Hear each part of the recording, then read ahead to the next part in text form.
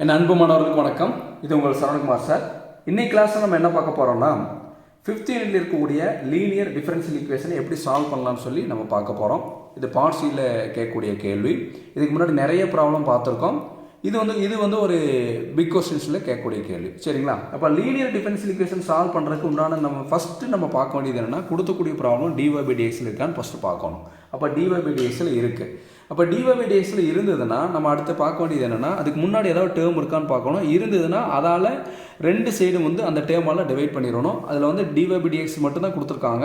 அப்போ நம்மளுக்கு வந்து வேலை மிச்சம், நம்ம எதாலும் டிவைட் பண்ண தேவையில்லை. ஏன்னா dy/dxோடைய கோஎஃபிஷியன்ட் வந்து நம்மளுக்கு 1 இருக்கணும். இருந்ததுன்னா நம்ம ஃபார்ம் அது என்ன ஃபார்மில் இருக்கோ அந்த ஜென்ரல் ஃபார்ம் எழுதி கம்பேர் பண்ணி PQ கண்டுபிடிச்சிட்டு second step integrating factor, third ஸ்டெப்பில் வந்து சொல்யூஷன் கண்டுபிடிச்சிடலாம். சரிங்களா?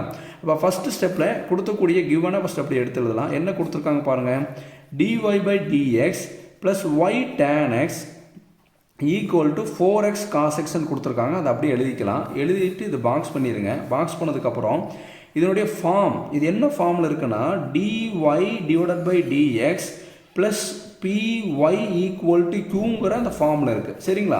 இப்போ இந்த ரெண்டு ஈக்குவேஷனையும் கம்பேர் பண்ணி பாருங்கள். பாருங்கள், இங்கே dy/dx இருக்குது, இங்கே dy/dx இருக்குது. அடுத்து இங்கே என்ன ஒரே மாதிரி இருக்குன்னு பாருங்கள். இங்கே y இருக்குது, இங்கே y இருக்குது. சரிங்களா? அப்போ pயோட வேல்யூ என்ன? y இல்லாமல் இருக்கிறதா pயோட வேல்யூ. pயோட வேல்யூ என்ன? tan x.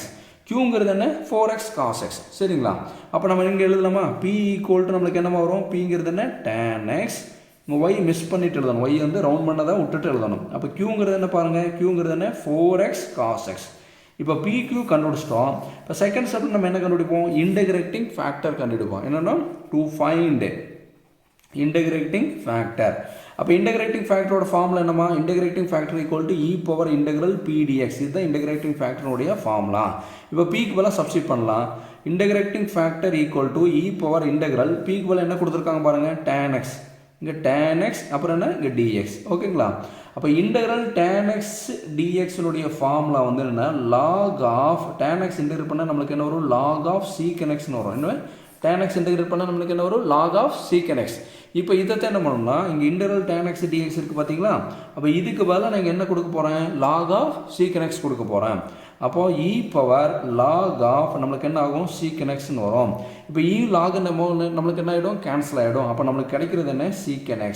அப்போ integrating factor equal to secant xன்னு நம்ம கண்டுபிடிச்சிட்டோம். இப்போ மூணாவது ஸ்டெப்பில் என்ன கண்டுபிடிக்கணும்னா, இதன் உண்டான இந்த ப்ராப்ளத்துக்கு உண்டான சொல்யூஷனை கண்டுபிடிக்கணும். மூணாவது ஸ்டெப்பில் சொல்யூஷன். த சொல்யூஷன் இஸ் அதுக்கு வந்து என்னென்னா பெருசாக ஒரு ஃபார்முலா எழுதும் பார்த்தீங்களா? அதுதான் அந்த சொல்யூஷன் ஃபார்முலா. என்னென்னா y இன்ட்டு இன்டகிரேட்டிங் ஃபேக்டர். அடுத்து நம்ம என்ன எழுதுவோம்? yக்கு பதிலாக q கொடுப்போம். q கொடுத்து இன்டகிரேட்டிங் ஃபேக்டர். எப்படி? y into integrating factor equal to q into integrating factor.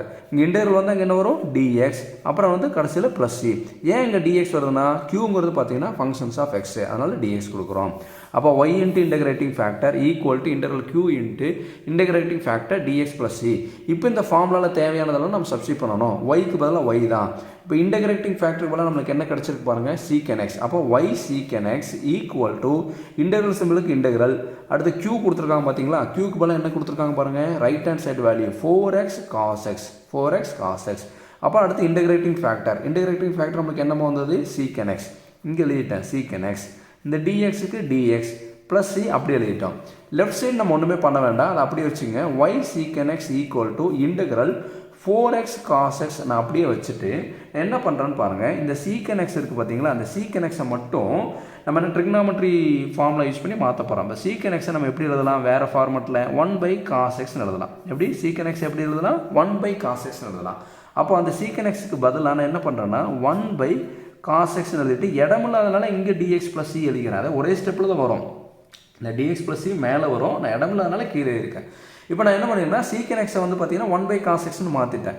நீங்கள் நம்ம கேட்கலாம், சார் நான் cos x மாற்றக்கூடாதுன்னா தாராளமாக மாற்றலாம். cos x மாற்றும் போது நம்மளுக்கு என்ன ஆகும்னா, இது வந்து cos x மேலே போய்டும், secant x கீழே வந்துடும். அப்போ இதை வந்து என்னென்னா cos x equal to 1/secant xன்னு எழுதலாம். அப்போ வந்து என்ன, இந்த cos x பதிலாக 1/secant xன்னு எழுதிட்டு secant x கூட கேன்சல் பண்ணிக்கலாம். நான் என்ன பண்ணியிருக்கேன்னா இந்த secant x நான் கேன்சல் பண்ணுறேன். இதை secant x மாற்றுறேன், அதனால் இப்படி மாற்றிருக்கேன். இதில் பாருங்கள் என்ன ஆகும்? cos x நம்மளுக்கு என்ன ஆகிடும்? கேன்சல் ஆகிடும். இப்போ கேன்சல் ஆனதுக்கப்புறம் ரிமைனிங் இருக்கிறது எடுத்து எழுதுங்க. y secant x equal to integral 4x வந்து dx ப்ளஸ் c. ஓகேங்களா? இப்போ y secant x நம்மளுக்கு அப்படியே வரும். இந்த 4ஆம் நம்பருங்கிறது கான்ஸ்டன்ட், அதனால் இந்த 4ஆம் நம்பரை வந்து நான் வெளியே எடுத்துறேன். வெளியே எடுத்துட்டோம்னா நம்மளுக்கு என்ன வரும், இன்டெக்ரல் எக்ஸ் டிஎக்ஸ் ப்ளஸ் சின்னு வரும். அப்போ இன்டெக்ரல் எக்ஸ் டிஎக்ஸ் இது இன்டெகிரேட் பண்ணால் நமக்கு என்ன வரும், எக்ஸ் ஸ்கொயர் பை 2ங்கிறது வரும். சரியாம்மா, எக்ஸோட பவர் வந்து என்ன 1, x power n + 1 divide by n + 1 தான் ஜென்ரல் ஃபார்முலா. இது அதாவது இன்டெக்ரல் எக்ஸ் பவர் n டிஎக்ஸ்னா நம்மளுக்கு என்ன வரும், x power n + 1 divide by n + 1 கொடுக்குமா. இப்போ n க்கு பதிலாக என்ன இருக்குது 1 இருக்கா, அப்போ 1 கொடுத்தா என்ன ஆகும் 1 + 1 வந்து 2 டிவைட் பை n க்கு பதிலாக 1 கொடுத்தா என்ன ஆகும் 1 + 1 வந்து 2. புரியுதுங்களா? இந்த ஃபார்ம் யூஸ் பண்ணி தான் நம்ம வந்து இதை இன்டெகிரேட் பண்ணியிருக்கோம். சரியாம்மா, அப்போ இன்டெக்ரல் எக்ஸ் டிஎக்ஸ் இருக்குது பார்த்தீங்களா, இதுக்கு பதிலாக நம்மளுக்கு என்ன வரும் பாருங்கள் 4 அப்படியே இருக்கும், ப்ராக்கெட் ஓப்பன் பண்ணி x square divide by 2 plus c இதை இன்டெகிரேட் பண்ணால் ஒய் சீக்கன் எக்ஸை அப்படியே எழுதிக்கங்க. எப்படி எழுதுனா ஒய் சீக்கன் எக்ஸை நம்ம அப்படியே எழுதிக்கலாம்.